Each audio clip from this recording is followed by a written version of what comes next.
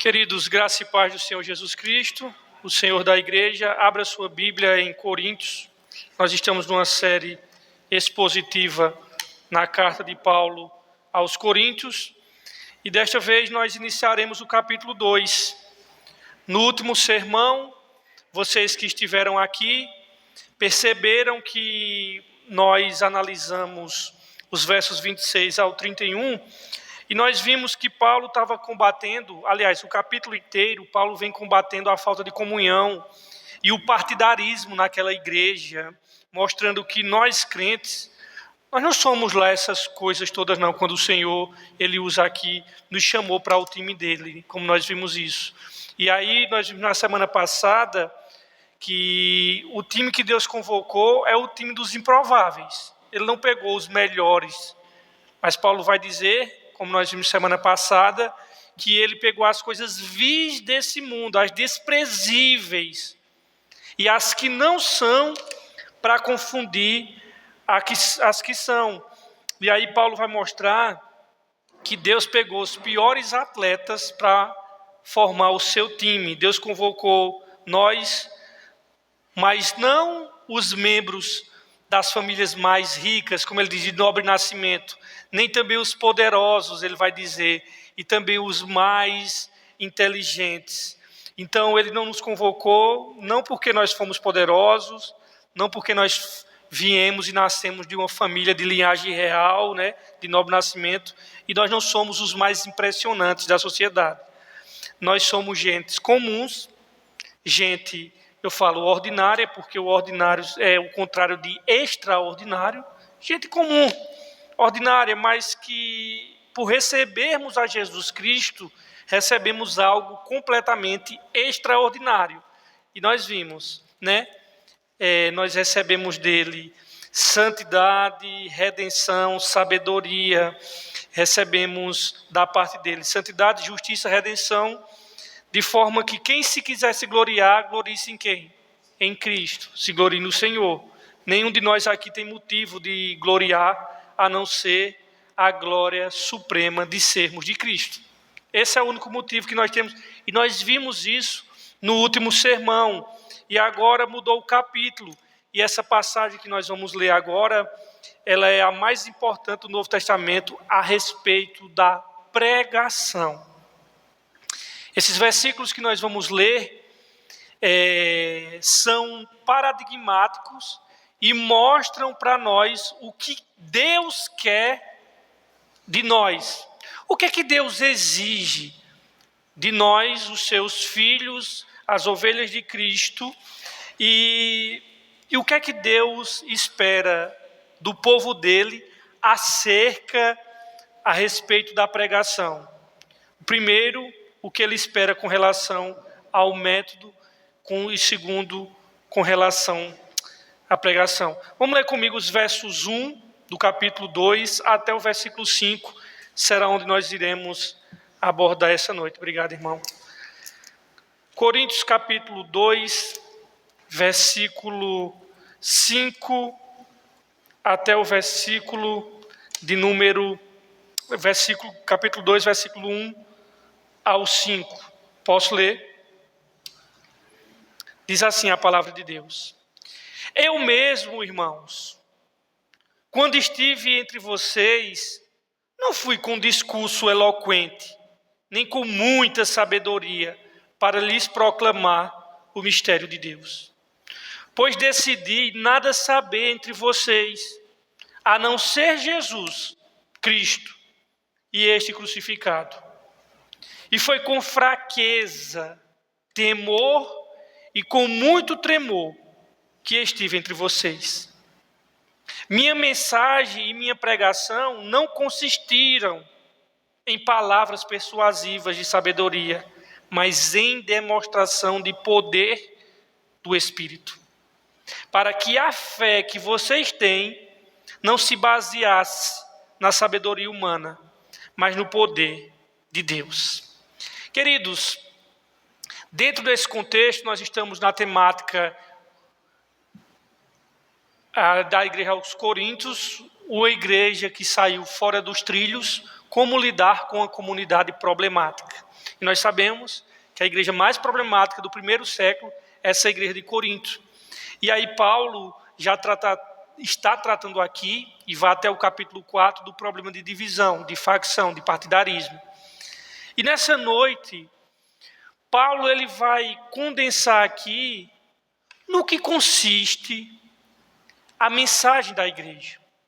Uma coisa que nós devemos pensar nessa noite é por que os seus amigos incrédulos, os seus vizinhos, devem vir para a igreja. O que é que nós, e quando eu falo nós, eu só não estou falando da missão Boas Novas, eu estou falando da igreja de Cristo espalhada na terra, a igreja genuína.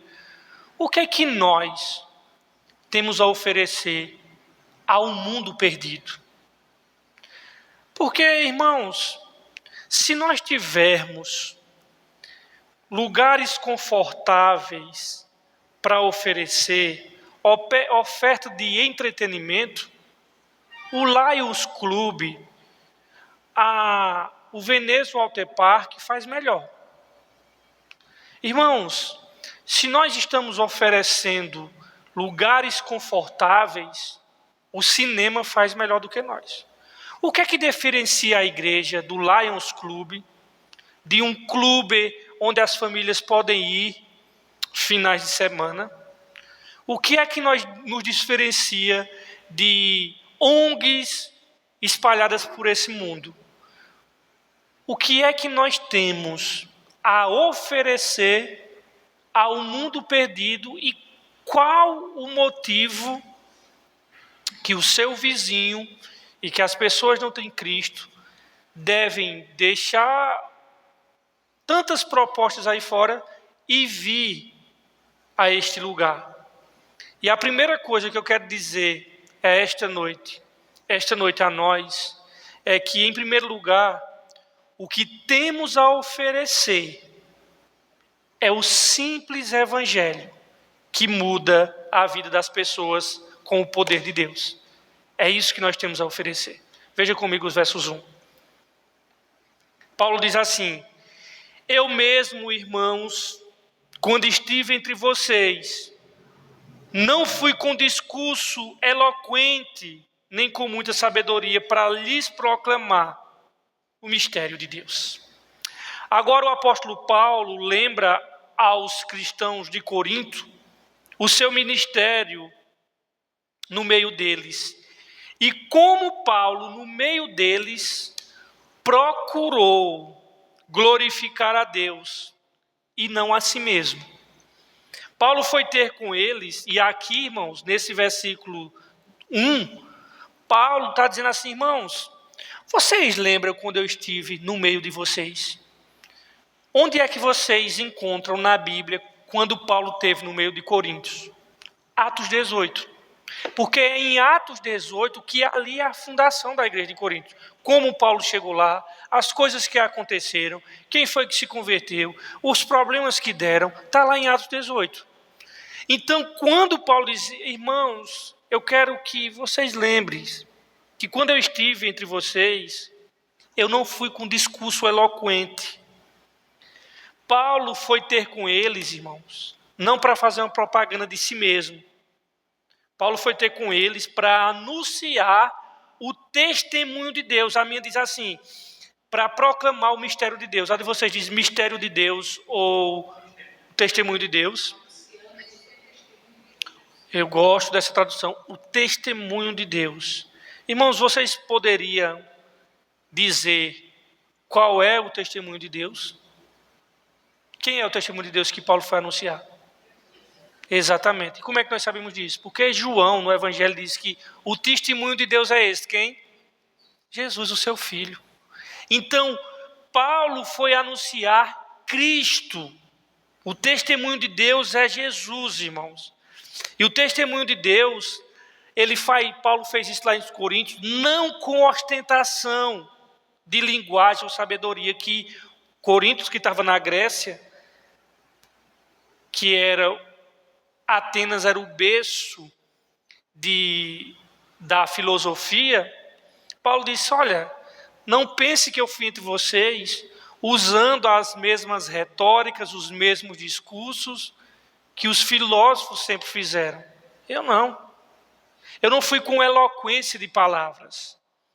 Ele não estava, o apóstolo Paulo, nem um pouco interessado, irmãos, em mostrar-se para o povo de Corinto como um orador filosófico. Não queria se mostrar como um filósofo. E nós podemos observar aqui que Paulo, ele sabia reconhecer e reconhecia a diferença entre o ministério apelativo e o ministério espiritual. Porque os gregos, eles apelavam mesmo. E o ministério, e eu digo até nos dias de hoje, o ministério apelativo, ele satisfaz, o ministério apelativo, ele entretém, ele atrai as emoções dos seres humanos.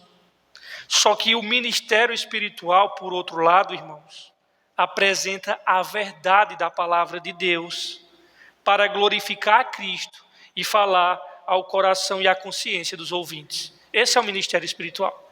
E muitas vezes as pessoas apresentam o ministério apelativo. E Paulo, nos versos 1 aqui, os lembra, ou seja, lembra aos coríntios, que como foi, Paulo está dizendo, olha, vocês aqui estão dizendo que um é de Paulo, outro é de Corinto, se gloriando nos homens. Eu quero que vocês lembrem como foi que eu me apresentei diante de vocês. Quando eu fui pregar o evangelho aí pela primeira vez como missionário, como foi que eu fui estar entre vocês? Olha, vocês não lembram não, por acaso? Por acaso eu cheguei aí me exibindo? Eu cheguei aí imitando os filósofos gregos? Não, irmãos. Paulo os lembra de que quando esteve com eles, e Paulo esteve com eles, nós lemos, e aí vocês podem pegar essa tarefinha de casa, ler Atos capítulo 18, e Paulo esteve não só com eles, mas Paulo esteve em toda a Grécia, não, em boas partes da Grécia, em outras situações, na sua segunda viagem missionária. Por exemplo, Paulo chega em Tessalônica, de Tessalônica, que estava na Grécia, ele vai para Atenas, que era o berço da filosofia humana, é onde ele prega o Deus desconhecido. De lá ele vai para Bereia, tudo isso na Grécia. Ele vai para Corinto, funda essa igreja, e de lá ele vai para Éfeso, onde também se originou a igreja aos Efésios. Então, após passar por Atenas e ter aqueles embates que ele teve, e Paulo ensina lá em Atenas e também lá em Tessalônica, tanto nas sinagogas, como quando ele chega lá em Atenas, ele ensina lá na colina de Marte, ele ensina no Areópago. Paulo seguiu, depois disso tudo, para a estratégica cidade de Corinto. E lá ele conhece quem? Ele conhece um casal chamado Priscila e Áquila. Tudo isso está no capítulo 18, só é ler lá. E Priscila e Áquila os ajudaram grandemente, ajudou Paulo grandemente. Depois, outros foram se juntando ao apóstolo Paulo e formando esse núcleo, igreja. E os outros que se juntaram, aí quando eles se juntaram, Paulo pôde avançar no campo missionário e se dedicar também a outras coisas. Quando Timóteo e Silas, que é Silvano, chegaram lá em Corinto. E Paulo está lembrando os coríntios daquilo que Paulo os ofereceu. E a pergunta é, Paulo ofereceu aos coríntios uma linguagem elevada? Foi exibicionismo retórico? Será que Paulo estava no mundo grego, nas suas viagens missionárias, para satisfazer as curiosidades dos filosóficos dos coríntios, dos atenienses e dos efésios, onde quer que ele fosse? Não. Ele não estava nesses lugares para fazer nada disso, irmãos. Nesse mundo helenístico, que o que importava era justamente essas coisas, havia essa ideia e essa idolatria da supereloquência com ideias instigantes, ainda que essas ideias instigantes não mudassem nada a vida das pessoas, mas os gregos gostavam dessas ideias. Mas alguém que falava coisas interessantes e as pessoas ficavam assim, poxa, que coisa interessante. E aí quando Paulo começou a falar, eles acharam até interessante. E disseram, olha, interessante o que ele fala. Vamos levar ele lá para o Areópago? E realmente levaram Paulo lá para o Areópago, lá em Atenas. E isso que eu já estou relatando está lá em Atos 17. E talvez você lembre disso. Paulo está andando pelaquela cidade. Naquela época existia 30 mil estatuetas. O texto diz que o espírito de Paulo se comovia, dava aquela agonia, aquele espremer no coração de tanta idolatria que havia ali. E Paulo andava pela cidade e o texto diz que ele falava de Cristo e falava da ressurreição. E os gregos, sendo politeístas, adorando vários deuses, o pessoal entendeu errado e achava que Paulo estava anunciando 2 deuses. Cristo, que era um deus, e Anastasis, que era a ressurreição, outra deusa. Eu disse, olha, que bom, ele está anunciando um tal de Jesus e um tal de ressurreição, uma deusa chamada ressurreição. Eles achavam que a ressurreição era uma deusa, como se fosse uma deusa que eles não conheciam. E aí eles falaram, olha, vamos levar ele para lá, que esse negócio desse Jesus que a gente não conhece, e essa tal dessa deusa ressurreição, que não era de ressurreição, é a ressurreição, só que eles pensavam que era uma deusa, irmãos. E disse, vamos levar esse camarada para falar desses 2 deuses lá no Areópago. E aí Paulo diz, oxe, Paulo já só queria isso, né? Disse, pronto, eu só quero essa oportunidade agora. E o discurso de Paulo você vai conferir lá em Atos 17. Paulo diz, olha, irmãos, aliás, irmãos não, homens atenienses, eu vejo que vocês são tanto supersticiosos. Eu passando por aqui, vendo essas milhares de estátuas, eu encontrei um altar muito curioso. Que está lá o altar, dizendo assim, esse altar é o Deus desconhecido. Aí Paulo diz, pronto, é esse Deus desconhecido aqui que eu vim falar para vocês. Sabe quem é esse Deus desconhecido? Esse Deus que fez os céus, a terra e o mar e tudo que nele há. Ele não é servido por mãos humanas. Claro que os outros deuses pagãos, você oferecia aquelas oferendas para eles, né? Paulo diz, olha, ele não é esse Deus aqui que eu estou anunciando, ele não precisa nada de vocês. Ele deu a respiração, a vida a todo mundo. É nele que nos movemos, andamos e existimos. Aí Paulo começa com o sermão da criação e ele vai afunilando e começa agora na salvação. Só que esse agora Deus anunciar todo. Aí Paulo, na terra dos sábios, Paulo chama ele de ignorante. Mas Deus, olha, não leva em conta o tempo da ignorância, não. Agora está anunciando a todos os homens que se arrependam, porque ele tem um dia marcado que vai julgar todo mundo. E disso ele deu testemunho, ressuscitando o seu varão dentre os mortos. Tal.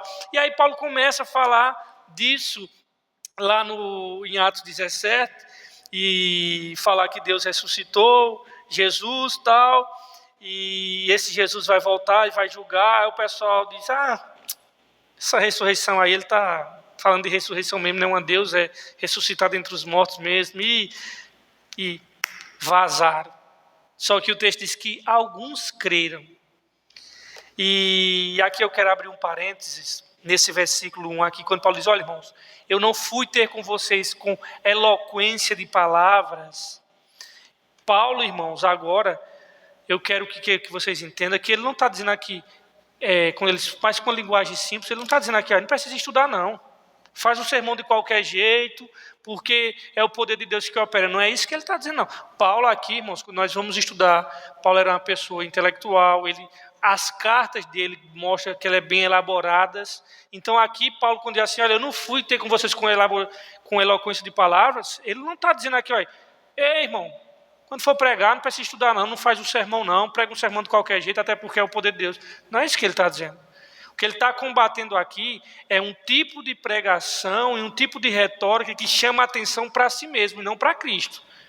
Porque às vezes as pessoas dizem, não, aqui, Paulo não era simples, e realmente a gente deve pregar o evangelho de maneira simples, mas isso não significa que a gente não deve estudar e elaborar e se preparar. Não é isso que Paulo está dizendo e querendo defender aqui.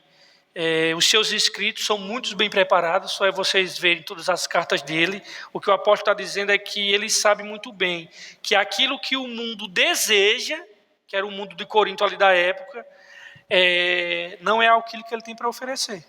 Ele está dizendo, o que vocês estão buscando, eu não vou dar a vocês não. Que é essa eloquência, que é essa... Não, eu tenho uma coisa para dar a vocês, é Cristo crucificado. Essa é a questão. E aquilo que ele oferece é atingido em triunfo pelo poder de Deus. Deus usa poderosamente a simples pregação e a explicação do Evangelho. A gente faz o que cabe a gente fazer, é tentar ser mais claro possível na pregação, mas nós sabemos que é o poder de Deus que muda e não a nossa capacidade. Nós não temos o poder de mudar o coração de um pecador perdido, nós não temos o poder de dar vida aos mortos, nós não temos o poder de tirar o coração de pedra e colocar o coração de carne. Quem faz isso é Deus. Cabe a nós pregarmos o Evangelho, mas é o poder de Deus que muda, não é a nossa capacidade como pregadores, nunca. E Paulo está querendo se distanciar desses tipos de exibicionismo grego. Por isso que ele diz nos versos 1, eu não fui ter com vocês com eloquência de palavra. É claro que frequentemente Paulo demonstra que ele possuía tanta cultura grega, cultura judaica, ele era cidadão romano, mas ele não está se referindo a alguma deficiência, de eu não sei falar, eu sou inepto para pregar. Não é isso que ele está dizendo, ele não era. Ele só está querendo evitar os excessos dos oradores e dos filósofos gregos. Ele se recusava a adotar essas práticas e, ao invés disso, ele simplesmente prega a mensagem da cruz de Cristo. O método de Paulo consistia em não utilizar uma linguagem pomposa, rebuscada, mas sim um evangelho simples e anunciar o mistério de Deus, como diz a minha tradução e a de vocês, o testemunho de Deus. A pregação de Paulo não era um discurso eloquente para demonstrar toda a sua sabedoria. Paulo não, porque era comum naquela época entre os filósofos utilizar essas técnicas. Aí nos versos 2, olha o que é que ele diz agora. Ele vai falar sobre o conteúdo da mensagem dele. Certo, Paulo disse que não foi com técnicas de oratórias dos gregos, mas simplicidade. Mas qual era o conteúdo da mensagem de Paulo? E aí, irmãos, cabe a nós. Qual é o conteúdo que nós devemos pregar? E Paulo diz aqui, versos 2, pois decidi nada saber entre vocês a não ser Jesus Cristo e este crucificado. Esse aqui consiste, irmãos, o âmago, o núcleo, o centro, o conteúdo da mensagem que Deus espera da igreja de Cristo, que Ele tem para oferecer ao mundo afora. É isso aqui, Nós não somos os Lions Clubes, nós não somos nenhum clube de sócios que tem coisas a oferecer. Nós temos uma coisa a oferecer ao mundo perdido: Cristo e este crucificado. Irmãos, o conteúdo da mensagem de Paulo era Jesus Cristo e este crucificado. Jesus Cristo se refere ao quê? A sua pessoa, é a pessoa de Cristo. Enquanto este crucificado se refere ao quê? À obra de Cristo. Então, Paulo está dizendo o quê? Que o conteúdo da mensagem é a pessoa de Cristo e a obra de Cristo. Quando ele diz Jesus Cristo e este crucificado, ou seja, a pessoa dele e a obra dele. E a pessoa e a obra do Senhor Jesus Cristo constitui a substância das boas novas, porque o evangelho significa boas novas. E as boas novas é quem? A boa notícia de Deus é quem? Jesus para o mundo. Jesus é a boas novas.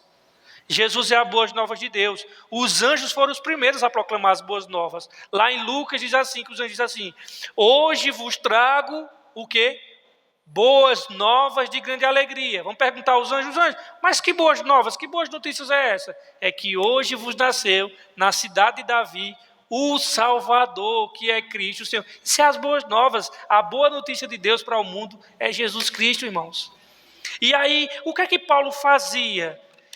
Paulo, ele está dizendo aqui nos versos 2, que ele apontava para Jesus. O conteúdo da mensagem do veterano Paulo era apontar para os coríntios Cristo e esse crucificado. Paulo entendia bem, muito bem, como Jesus Cristo já tinha ensinado, irmãos. Jesus já havia dito que toda a Bíblia fala dele. Foi isso que ele disse lá em João para os fariseus: examinai as Escrituras, pois julgais nelas. pois são as escrituras que testificam de mim. E que escrituras era essa? Já era o Antigo Testamento, irmãos. O Novo, o cânon do Novo, estava em processo de formação. Então, o que Jesus havia dito, que toda a Bíblia, irmãos, entenda bem, todos os eventos do Antigo Testamento, todos os símbolos, todas as pessoas, tudo o que se passou na história do povo de Deus e na história do mundo, apontava para Ele. Ele é o nosso último Adão. Ele é melhor do que Moisés. Ele é melhor que Abraão. Todos os arquétipos, os tipos ali apontavam para ele. Quer falar das coisas antigas, da arca de Noé, do templo, quer falar do dilúvio, dos profetas, dos sacerdotes, dos reinos, do exílio, da criação, da queda. Quer falar das coisas sem remeter a Cristo, Jesus, apontar para ele e ele crucificado é um erro. Por isso que até as irmãs, que quando vão ensinar as crianças no Antigo Testamento, mesmo se ela for ensinar a história de Davi, ali tem que linkar com Cristo. E mostrar que nós, sabe que nós somos naquela história ali de Davi, nós somos os israelitas que covardemente estavam com medo. E que Jesus é o verdadeiro Davi. E que destruiu o pecado da nossa vida e cumpriu toda a lei. Então, porque esse livro, a Bíblia, irmãos, ela conta a história de Cristo. Esse livro é acerca de Jesus. Todas as vezes que eu vou dar uma Bíblia de presente, eu digo, olha, esse livro aqui, ele contém conceitos éticos e morais, mas porque todo incrédulo, ele pensa que a Bíblia é um livro que diz assim, faça isso, não faça isso, faça isso, não faça isso. É um livro de regras. Ele contém regras, ele contém princípios morais, mas o propósito dele não foi isso, irmãos. O propósito da Bíblia, de Gênesis a Apocalipse, é nos apresentar o Redentor que Deus prometeu. E aí, é por isso que Paulo tinha uma coisa a oferecer. E isso que nós temos também, irmãos. Paulo fala de um monte de assunto em 1 Coríntios. Ele fala de divisão, de brigas, ele vai falar de Santa Ceia, mas ele fala de todos esses assuntos a partir de Cristo e Cristo crucificado. Percebe a diferença? É possível, irmãos, um pregador, um pastor, que fique falando sobre todo tipo de coisa, sem nunca fazer referência a Cristo. Vocês sabiam que é possível a pessoa pregar a Bíblia o ano inteiro e não pregar o Evangelho? Entende? Porque todas as coisas têm que fazer link com Cristo Jesus. E aí, pessoas pregam Bíblia sem nunca fazer referência a Jesus, sem entender como o Evangelho, como que a pessoa e a obra do Senhor Jesus muda tudo isso. Então, também é possível que nós possamos tratar de vários problemas na igreja a partir de Cristo. Por exemplo, tem um problema de um membro da igreja, um marido, que ele não está tratando bem a esposa. O que é que ele vai dizer? Irmão, trata bem sua esposa? Não. Nós vamos trazer Cristo, dizendo, olha, vós maridos, amai as vossas esposas, como o quê? Como Cristo amou a igreja e se entregou por ela. Olha, o modelo de marido que você deve ser é baseado no modelo do relacionamento de Cristo com a esposa. Vê que interessante. Eu estou tratando o problema de casamento com quem? Com Cristo. A maneira que os pais educam os filhos.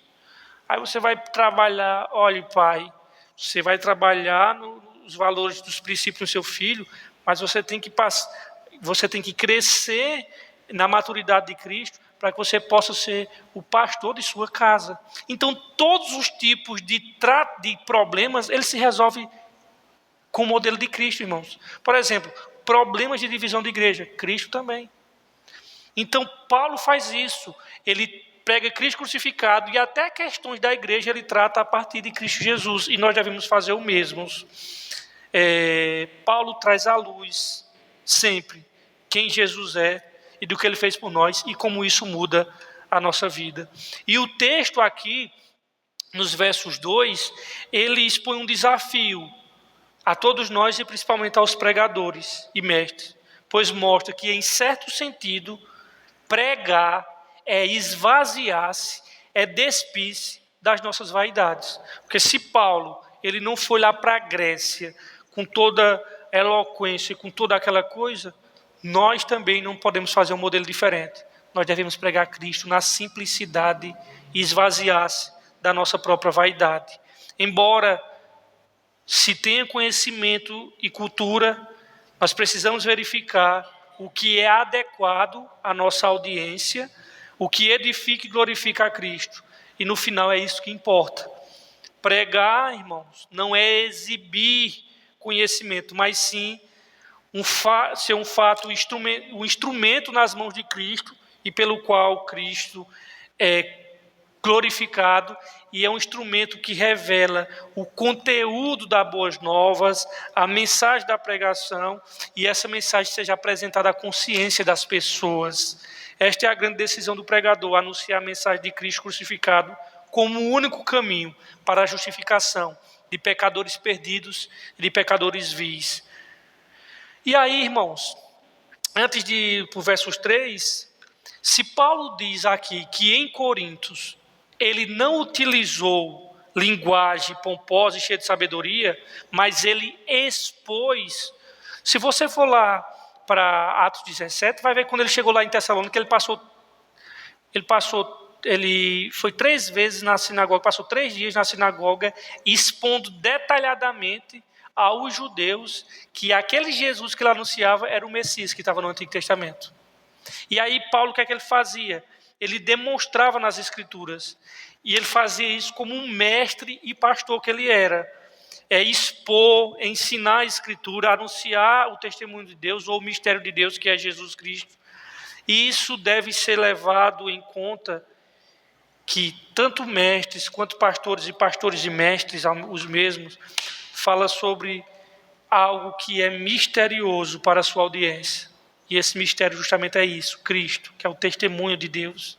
E isso deve ser esclarecido, não com argumentações artificiais, mas deve ser, também não é aquela coisa de chegar e mudar a entonação da voz. Isso pode gerar uma falsa impressão. Em vez disso, é pregar com clareza, transparência e objetividade, irmãos. Mestres e pastores, eles precisam mostrar como as Escrituras revelam claramente a pessoa de Jesus Cristo. Nós existimos, irmãos, para apontar Cristo. Nós não existimos e não estamos nessa vida para nos exibirmos perante o mundo. Não. Eu quero me exibir diante do mundo com a minha capacidade, com a minha retórica, com a minha sabedoria. Não é isso. E aí, qual é a atitude do apóstolo Paulo? Veja o versículo 3, a atitude dele.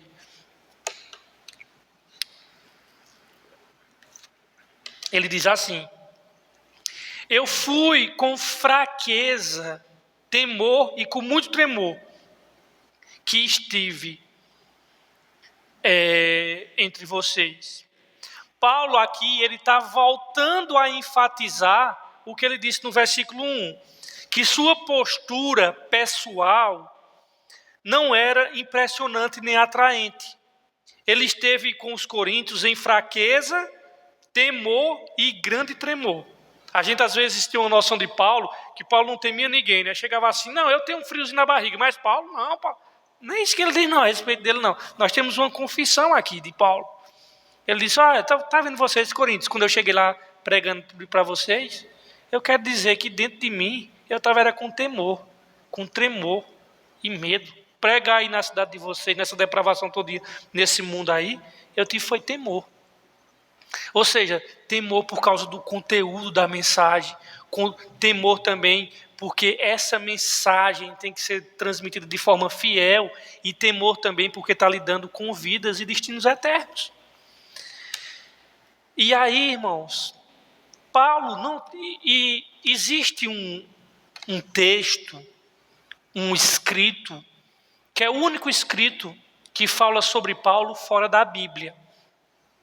E esse escrito dá detalhes sobre, é até chamado Atos de Paulo, o nome desse que na verdade era um manuscrito, que retratava como Paulo era fisicamente. Esse manuscrito, que é o único que fala sobre o apóstolo Paulo fora da Bíblia, diz esse manuscrito, chamado Atos de Paulo, que Paulo era baixinho, com as pernas feito um alicate, né? Era o que a gente chama de zambeto, não, como é que é? Cangaia, careca, que a sobrancelha era na verdade, uma monocelha que grudava uma na outra assim, pequenininho e com o nariz grande assim para baixo, feito pronto. Então Paulo, na verdade, fisicamente ele era uma pessoa atraente. Ele não era aquela pessoa de dizer, que pessoa, não, era aquela. E faz muito sentido mesmo, porque Deus pega as coisas mais desprezíveis, vamos dizer. Então, Paulo, do ponto de vista físico, não tinha nenhuma algo que logo de início impactasse. Tipo, eita, que Deus grego esse que veio pregar aqui. Não, na verdade, era alguém que, do ponto de vista estético, era uma pessoa, vamos dizer assim, feia. Só que Paulo disse, olha, eu quero mostrar a vocês que quando eu estiver aí com vocês não sabem, mas eu tive temor, medo. Ele está dizendo aqui, no versos 3. Isso para mostrar, irmãos, que o tesouro do evangelho estava abrigado em um vaso de barro. Paulo era vaso de barro, irmãos. Paulo não era um super secretário de Deus, não. Na verdade, o que era poderoso não era Paulo, era o tesouro que ele carregava, assim como nós. Nós somos frágeis vasos de barro, que temos medo, que temos temor, que temos covardia. Mas nós carregamos dentro de nós um tesouro abrigado nesses vasos de barro. E por que Deus usa frágeis vasos de barro? Coríntios diz, para que a excelência seja do poder de Deus. Para que nunca o vaso venha receber a glória, mas sim o tesouro que está dentro dele. E não Paulo. Paulo mesmo, era um próprio exemplo de como Deus usa coisas fracas para envergonhar as fortes. Você veja que ele não está dizendo aqui, eu sou apóstolo, eu cheguei em Corinto sem medo, botando para torar. É claro que Paulo tinha consciência que ele era apóstolo, e é claro que Paulo tinha uma ousadia, mas essa ousadia não eliminava momentos de medo, momentos de tremor e de temor. E aí, Paulo admite aqui nos versos 3, e aqui ele está num tom, irmãos, de confissão, que quando ele esteve em Corinto, ele estava se sentindo fraco, e Paulo usa 3 palavras que tornam o seu comportamento missionário como o exato oposto do ideal greco-romano de um orador clássico, que ele usa a palavra medo, tremor e tremor. Não era esperado de um orador que ele tivesse essas coisas, e Paulo está se mostrando ao contrário. Está vendo os oradores aí que eles se apresentam para falar com as multidões sem nenhum medo, com toda ousadia? Não, eu fui aí com fraqueza, com tremor. E o orador greco-romano, ele deveria impressionar por sua segurança, ousadia. Porém, Paulo afirma que se sentira naquele momento fraco e sem ousadia, que estava tremendo de medo enquanto pegava o evangelho em Corinto. Quando nós, irmãos, muitas vezes nos sentimos confiantes e achamos que está tudo bem, isso mostra que estamos ancorados em nós mesmos e não em Deus. Mas quanto mais dependemos de Deus, mais percebemos que somos fracos. Quem aqui, por exemplo, na época que ia 8, 10 lá para a Fusão, Paulo, Cris, Rani, Deise que está aqui, eu, Caio, e várias pessoas lá. Tu já foi também, Magno, alguma vez? Paulo, Magno foi. A gente sabia que às vezes quando ia pregar e entrar ali, já dava aquelas borboletas, água viva na barriga ali, já começava. Por quê? Porque nós somos assim, dá aquela frieza na barriga. Antes você entra ali no hospital, vai entrar naquele leito ali, e cada ala daquela vinha aquela frieza aqui na barriga. E qual é o resultado da igreja? Ser composta de pessoas, de gente não especial, ou de pessoas nobres de nascimento ou poderosas. Qual é o resultado? O resultado da igreja ser erigida, não da pregação impressionante da sabedoria grega, mas sim ser erigida da pregação simples do Evangelho de Cristo. Qual é o resultado disso? O resultado disso é que nós temos verdadeiro poder e não os esforços humanos para construir a igreja. Paulo evidencia isso tudo olhando para a vida dele, olhando para a vida dos coríntios, e que viu que tudo aquilo que fez surgir a igreja de Coríntios não foi nem a ousadia dele, nem a eloquência dele, mas quem? O poder da mensagem do evangelho que ele carregava. Irmãos, entenda bem, toda mudança que o evangelho faz em nós, irmãos, é pelo poder de Deus. Não é pela pregação de alguém. Alguém sim, é o mensageiro, é o canal. Mas não é por causa do poder intrínseco do pregador, da qualidade intrínseca do pregador, e nem do ouvinte, mas sim do poder do evangelho quando é proclamado. Por isso que esse evangelho, irmãos, ele é o poder de Deus. Vocês querem ver como é que não é porque eu sou especial, Paulo está dizendo, não é porque eu sou super-herói. Quando eu estive aí em vocês, eu estive com temor, tremor e medo. Então, ele está contando esse segredo aos coríntios. Eu não estive aí com ousadia, mas eu estava com medo. E Paulo conta um pouco como é que ele se sentiu, melhor dizendo, naquele tempo que ele estava ali em Corinto. Paulo diz: meu caro, foi difícil estar aí pregando o evangelho. Não foi fácil, não. Eu estava em fraqueza. Eu fazia isso pregando o evangelho em temor. Eu fazia isso, mas eu estava sentindo medo. Por que isso? Porque Paulo está mostrando o que é especial. Não é ele, não é os coríntios, é a mensagem de Cristo que é especial.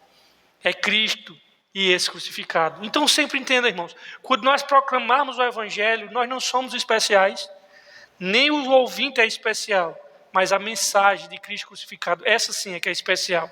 Então especial não é quem fala, especial não é quem ouve, mas especial é o que é comunicado, as boas novas do evangelho.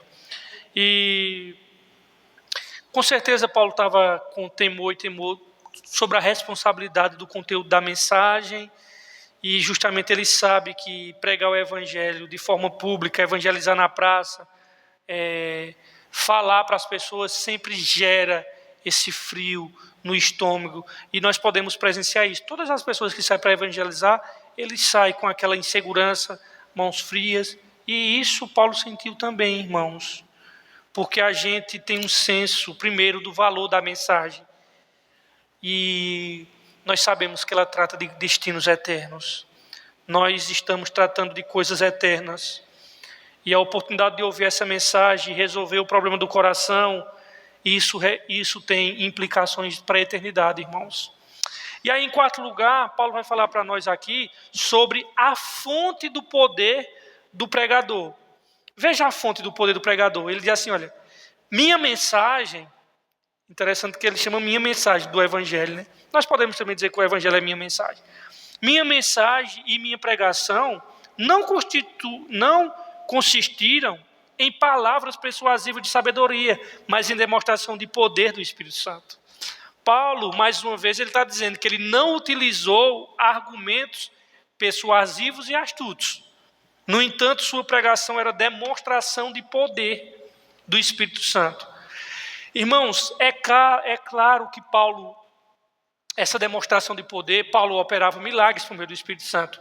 Mas eu creio que quando ele diz assim, que minha mensagem teve demonstração de poder, embora ele tenha feito milagre, embora não esteja registrado em Coríntios que ele fez algum milagre em Coríntios, eu creio que essa demonstração de poder que ele está falando aqui é o poder da mensagem do evangelho em mudar os corações dos ouvintes e transformar as vidas deles. Esse seria o poder que ele está dizendo aqui.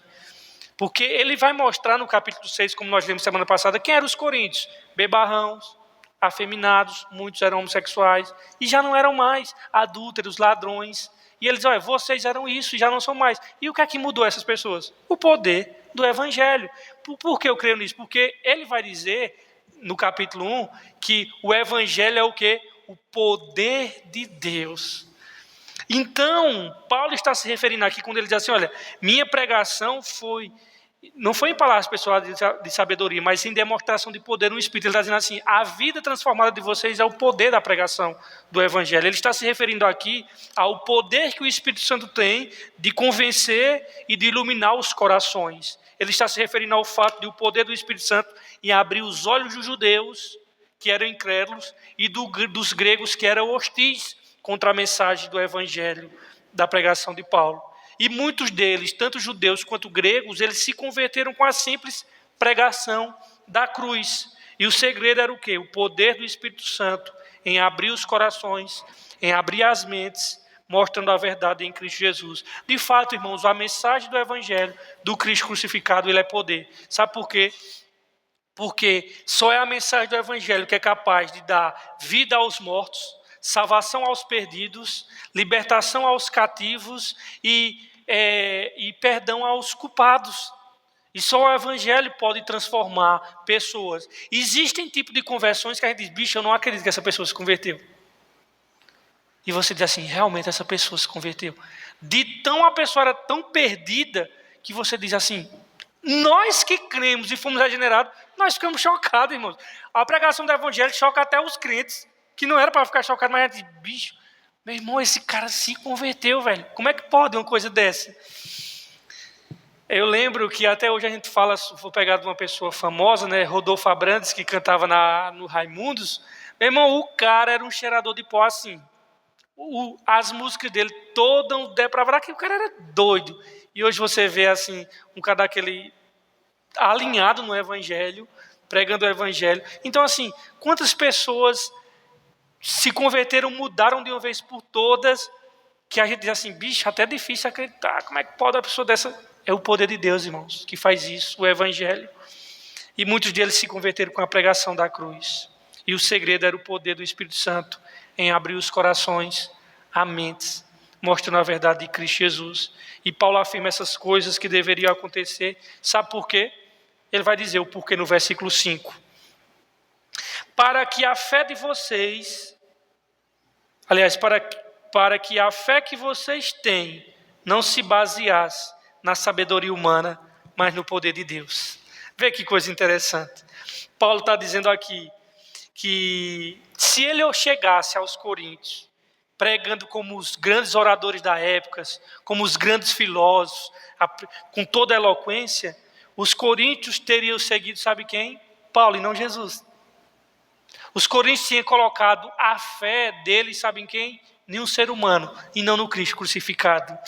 E eles teriam seguido o apóstolo, não por causa do conteúdo da mensagem, que era Cristo crucificado, mas tinha seguido Paulo pela admiração que sentia por causa de sua eloquência e erudição. E isso é uma coisa que os pregadores devem pensar. Eu estou atraindo as pessoas a Cristo ou estou atraindo as pessoas a mim mesmos? Nessa hipótese, que Paulo diz, para que a fé de vocês não se apoie em sabedoria humana, nessa hipótese, a fé dos coríntios não teria sido genuína, se apoiasse na sabedoria humana. Era uma mera confiança carnal em um homem que sabia falar bem e que conhecia muitas coisas. Foi por essa razão que Paulo quis deixar de lado todo o seu conhecimento e sua oratória e quis pregar Cristo crucificado. E por meio dessa pregação simples, pura, o poder do Espírito se manifestou de tal maneira que inúmeros judeus e gregos se converteram a Cristo. Porque foi apresentado Cristo a eles e não outra coisa. Irmãos, entenda bem, se apresentarmos o Evangelho de forma diferente, deturpada, a reação das pessoas será a de crer em algo que não é verdadeiro. Vocês acham que as pessoas que estão na Universal estão crendo no Evangelho? Ali, irmãos, não tem como. Ali está apresentando outro Evangelho, que de acordo com Paulo, é anátema. Então as pessoas estão crendo em algo que não é verdadeiro, que não é o verdadeiro Deus, que não é o verdadeiro Cristo e que não é o verdadeiro Evangelho. É por essa razão que vemos igrejas superlotadas, mas que não pregam o verdadeiro evangelho de maneira correta. Igrejas em que a fé das pessoas não se apoia na personalidade do pregador. Porque você vê, a Universal está apoiada em quem? Na personalidade de uma pessoa, é de Macedo. A Mundial está lá, no Cowboy Valdomiro. A da Graça está lá, no Pão de Queijo, R.S. Soares. É o pão de queijo que ele vai, o mineirinho, vai comendo ali pelas beiradas, não se envolve em brigas, e só o lobo-guará entrando. E a Advec aqui está fincada na pessoa de Silas Malafaia. Então, irmãos, essas igrejas que não pregam o evangelho de forma correta, a fé das pessoas se apoia na personalidade do pregador, não da verdade do evangelho. Acho interessante, e mãe estava me contando semana passada, ela estava vindo da cidade numa lotação, e uma menina lá do Alto Moura, eu tenho certeza, eu sabia que essa menina sabia assim, que eu era de vista, mas eu tenho certeza que depois disso ela não me conhece nada. Que ela disse assim: Selma, avisa a Rafael hoje que Silas Malafaia vai estar lá na minha igreja, na Advec. Chama ele, diz que ele vai perder. Mãe disse que pensou assim: se ela soubesse o que Rafael pensa de Silas Malafaia, ela não teria nem dito isso. Aí eu disse assim, aí a mãe disse: tá certo, mas tem que ser educada. Aí a mãe: tá certo, eu vou avisar ele. A mãe disse: meu Deus, ela não sabe de nada. A mãe disse: Rafael, ela disse isso, eu fiquei logo com uma pena. A pessoa tem que ser educada, né? Ela disse isso daí no senso: sabe quem é que vai estar na minha igreja? Que ela é da Advec, a Advec é de Silas, né? Aí disse assim: olha, diz a Rafael que ele não pega não, que hoje quem vai estar lá é Silas Malafaia. Mãe disse: misericórdia, se eu disser ele vai até pecar.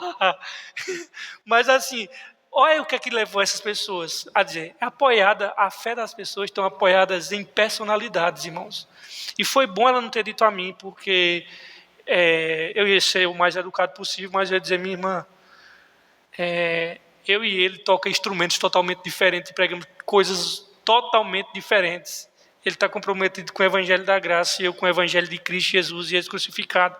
Totalmente diferente, mas as pessoas não entendem.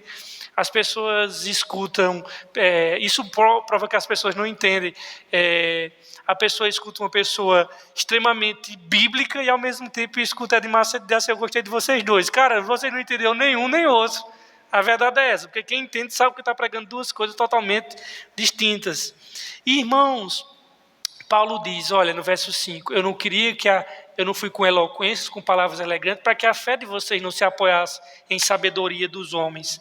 Pregar, irmãos, é um ato de enorme responsabilidade, pois nós devemos levar pessoas para perto de Deus.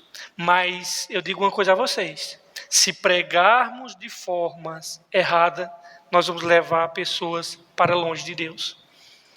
O que é que esse texto tem a nos ensinar nessa noite? O que é que esse texto nos chama a atenção? O que é que as implicâncias dele para a nossa vida? O que é que ele espera de nós? A primeira coisa que nós devemos entender, irmãos, nós precisamos lembrar que Paulo disse que tudo isso, ele falou tudo isso para os coríntios, que Deus os havia chamado por meio de uma pregação simples, por meio de uma pregação clara, direta, e essa pregação baseada na Bíblia, não mediante argumentos retóricos, frases de efeitos ou demonstração de sabedoria humana. Da mesma forma, irmãos, não haveria razão porque os coríntios estavam se alicerçando e fundando grupos ancorados e baseados em seres humanos. Vocês entendem? Eu sou de Paulo, eu sou de Apolo, eu sou de Cefas, de Pedro. Não, eu sou de Jesus Cristo. Não, irmãos, não faz sentido. Não há razão para eles formarem partidos em torno de homens dentro da igreja. Paulo está tentando mostrar aos coríntios que há divisões em torno de personalidades não fazia sentido, uma vez que o próprio Deus usou pessoas despretensiosas, pessoas que não têm nenhum valor para esse mundo, e ele usa pessoas desprezíveis, vis, com uma mensagem simples e desprovida dos argumentos retóricos, e é por meio dessa mensagem simples que ele chama as pessoas a Cristo. E nessa passagem também fica claro, irmãos, que Cristo crucificado deve ser o tema de todo o ministério. Como é que nós sabemos que uma igreja é bíblica? Se ela prega Cristo e esse crucificado. Sim, nós podemos falar de outras coisas, nós podemos falar de casamento, de sexualidade, de honestidade, de céu, de inferno, mas o tema que unifica tudo isso precisa ser Cristo e este crucificado. Nosso ministério e a igreja precisa ser cristocêntrica, deve girar em torno de Cristo. Nossa vida, irmãos, precisa girar em torno de Cristo. Cristo pendurado em uma cruz, como pagamento pelos nossos pecados, por meio de quem temos acesso a Deus. Precisamos, irmãos, sobretudo, e outra coisa que esse texto nos ensina, é nos despojarmos e nos esvaziarmos das nossas vaidades, das nossas vanglórias, para que nós não venhamos chamar a mensagem, pegar a mensagem e chamar a atenção para nós mesmos. Não, nós devemos ser... Sabe quem é que o bom pregador, o bom pastor, o bom evangelista, o bom missionário, sabe quem é que ele é? Ele é aquele jumentinho que levou Jesus nas costas no domingo de Ramos. Você vê, até hoje, vai falar do domingo de Ramos, mas ninguém enche. O jumento teve algum destaque? Teve não, graças a Deus que não era para ter destaque, não. Todo mundo estava olhando quem? Osana nas altas, mas ele teve um papel importante, carregando o Salvador nas costas. Irmãos, o nosso papel tem que ser igual aquele jumento, carregar aquele rei, para que todo mundo, Jesus, Jesus. E até hoje ninguém disse assim, o jumento não. Não, até hoje o jumentinho teve um papel importantíssimo, até era profético. Miqueias já falava disso, que ele vinha montado no jumentinho. Mas veja aqui o que é que ele fez.